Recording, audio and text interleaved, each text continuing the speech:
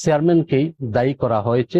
আর যে চেয়ারম্যানকে দায়ী করা হয় সে হচ্ছে ফ্যাসিস্ট আমলের এক দুষ্কৃতিকারী দূষক। তো যেভাবে ঘন ঘন লোডশেডিং, সরবরাহ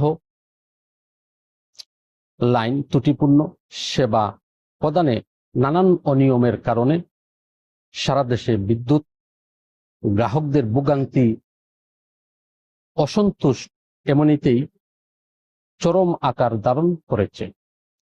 তার মধ্যে জুন মাসে বিদ্যুৎ গ্রাহকদের উপর 2-3 গুণ বাড়তি বিল চাপিয়ে দেওয়া হয়েছিল। শুধু তাই নয়, একই সময়ে লাইন মেরামত নামে দীর্ঘ সময় ধরে দফায় দফায় বিদ্যুৎ সরবরাহ বন্ধ রাখা হয়েছিল। আর বাড়তি 2-3 গুণ বিল এবং লাইন মেরামতের নামে দীর্ঘ বিদ্যুৎ বন্ধ রাখা উভয়টি করা হয়েছে তা একটি পরিকল্পিত ষড়যন্ত্রের মাধ্যমে, আর সেই পরিকল্পিতভাবে ঊর্ধ্বতন কর্তৃপক্ষদের নির্দেশে। এবং এতে সরাসরি পল্লী বিদ্যুৎ বোর্ডের যে চেয়ারম্যান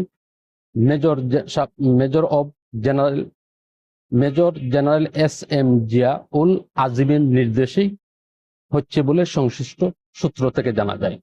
তো এসবের উদ্দেশ্য হলো নিজেদের দুর্নীতিকে চাপা দেওয়া, সিস্টেম লস দেখানো। আর একে তো সিস্টেম লস হলো বিদ্যুৎ চুরি, আর সেই চুরি ডাকতে গিয়ে এখন আরেক রকমের চুরির আশ্রয় নিয়েছে পল্লী বিদ্যুতায়ন বোর্ড।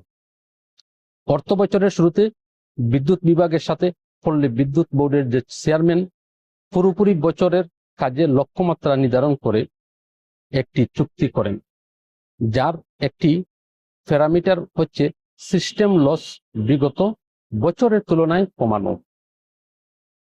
এটা মূলত বিদ্যমান বিতরণ সিস্টেমের উন্নয়নের মাধ্যমে কমানোর কথা থাকলেও পল্লী বিদ্যুতায়ন বোর্ড কর্তৃপক্ষ সিস্টেমের উন্নয়ন না করে বিকল্প পথে অর্জনের চেষ্টা করে থাকে, যার প্রমাণ রয়েছে জুন মাসে পল্লী বিদ্যুৎ সমিতিগুলোর বিদ্যুৎ বিলে।